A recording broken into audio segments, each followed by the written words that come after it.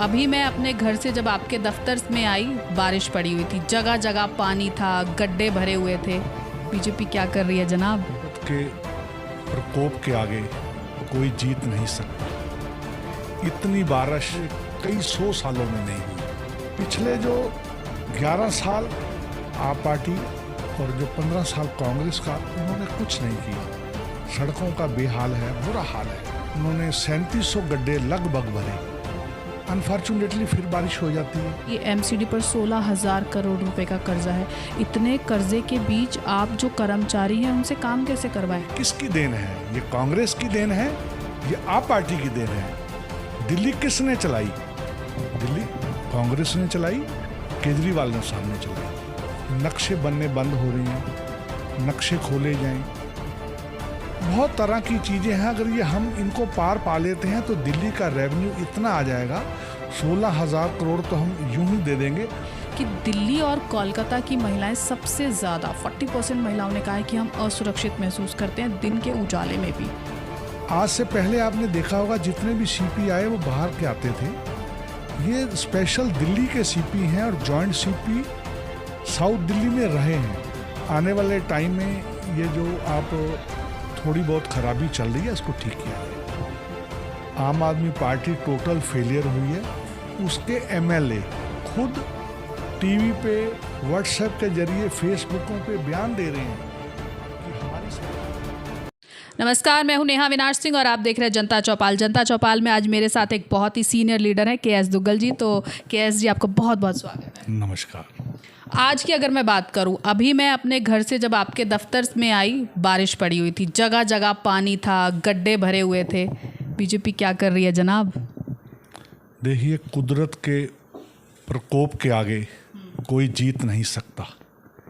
इतनी बारिश आप देख रहे हैं पिछले कई 100 सालों में नहीं हुई।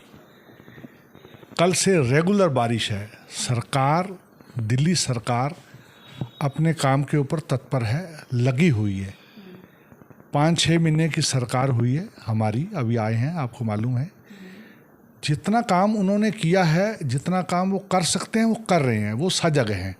हमारी एमएलए, हमारे मंत्रीगण, हमारी सीएम साहिबा खुद सड़कों पे है। बारिश के अंदर तो काम हो नहीं सकता। पिछले जो 11 साल आप पार्टी और जो 15 साल कांग्रेस का, उन्होंने कुछ नहीं किया।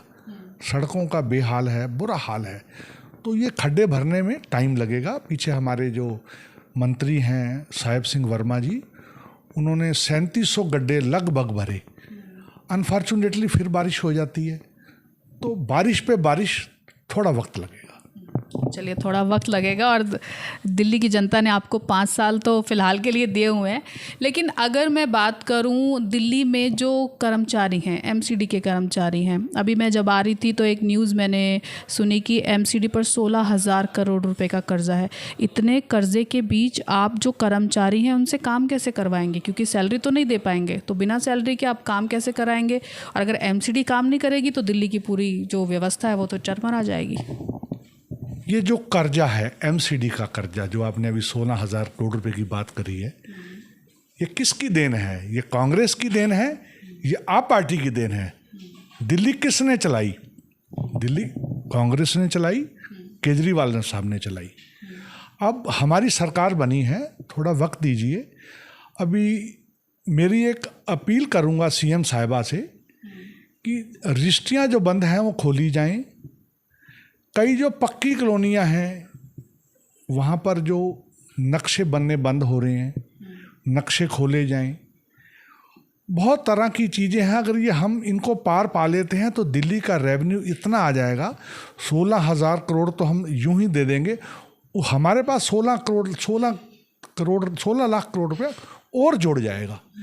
तो रेवेन्यू बढ़ाने के लिए सरकार को काम करना चाहिए, क्योंकि जो पहली सरकारें थी उन्होंने रेवेन्यू बढ़ाने के लिए कोई काम नहीं किया। उन्होंने अपना बैंक बैलेंस बढ़ाने के लिए, अपनी जेब भरने के लिए काम किया।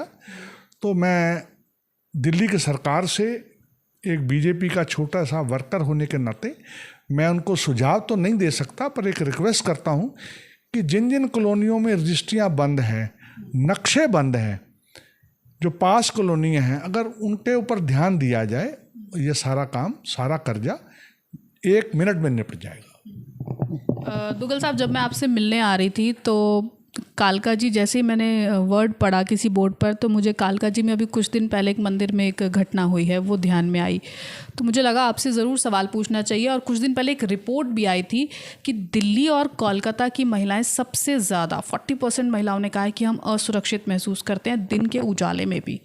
तो इसको लेकर, सिक्योरिटीज़ को लेकर, चाहे हम महिलाओं की सुरक्षा की बात करें या जो जिस तरह से दुर्घटना मंदिर में उसे लेकर बात करें, उसे लेकर बीजेपी क्या कर रही है, क्या होना चाहिए था जो नहीं हुआ? देखो, हमारे जो होम मिनिस्टर हैं अमित शाह जी, वो दिल्ली की जो व्यवस्था है इसको खुद देख रहे हैं। दिल्ली के अंदर अभी आपने देखा है जो पुलिस कमिश्नर हैं गोलचा जी लगाए गए हैं। आज से पहले आपने देखा होगा जितने भी सीपी आए वो बाहर के आते थे। ये स्पेशल दिल्ली के सीपी हैं और जॉइंट सीपी साउथ दिल्ली में रहे हैं। उससे पहले ये जेल के हेड ऑफ इंचार्ज थे। तो इन्होंने आते ही 2-3 कदम बहुत अच्छे अच्छे बढ़ाए हैं। जो उनका सेक्रेटरी लेवल के जो लोग हैं उसमें जॉइंट सीपी को भागीदारी दी गई है। जॉइंट सीपी आप समझते हैं कि उसको घर बैठे ही दिल्ली के सारे लॉ एंड ऑर्डर की व्यवस्था दुर्व्यवस्था पता होती है। तो अमित शाह जी इसमें खुद इंटरेस्ट ले रहे हैं।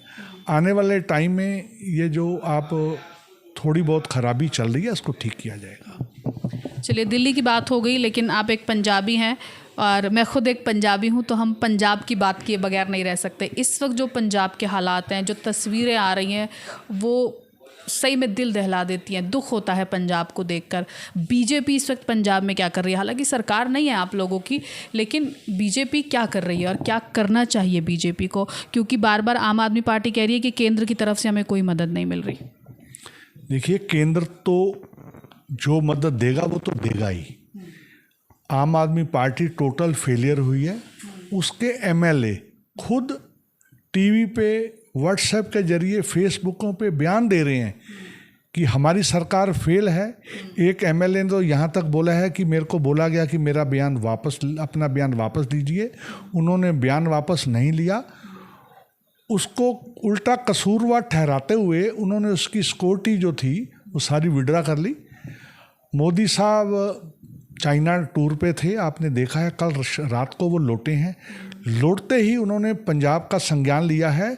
मोदी साहब हिमाचल, राजस्थान और पंजाब के प्रभारी रहे हैं। उनको एक एक गली मोहल्ले के बारे में जानकारी है।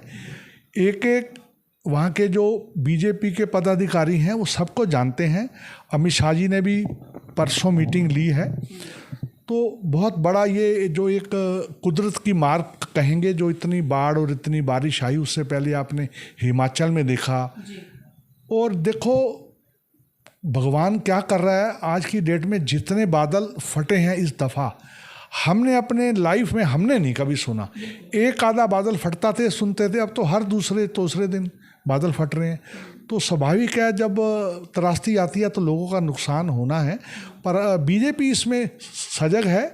इसमें हमारे जो प्रधानमंत्री जी हैं और हमारे जो गृह मंत्री हैं, ये दोनों अपना संज्ञान ले रहे हैं और इसके ऊपर जल्द से जल्द कार्रवाई उन्होंने शुरू कर दी है। और आगे आने वाले टाइम में आप देखेंगे इस पर कार्रवाई होगी। चलिए, बहुत बहुत शुक्रिया आपका, आपने हर सवाल का जवाब दिया। तो जनता चौपाल में आज मैंने बात की बीजेपी नेता KS दुग्गल से, जिन्होंने बताया कि किस तरह से दिल्ली की जो व्यवस्था है वो बदलाव की ओर बढ़ रही है। यकीनन समय लगेगा, काम अगर आप करते हैं कुछ गलतियां भी होती हैं, और बीजेपी ये मान रही है कि अभी चीज़ें ख़राब हैं। वो ये नहीं कह रहे कि हमने 5 महीने में आती चीज़ें ठीक कर दी, मान रहे हैं कि चीज़ें ख़राब हैं, लेकिन समय लगेगा और चीज़ें ठीक होंगी।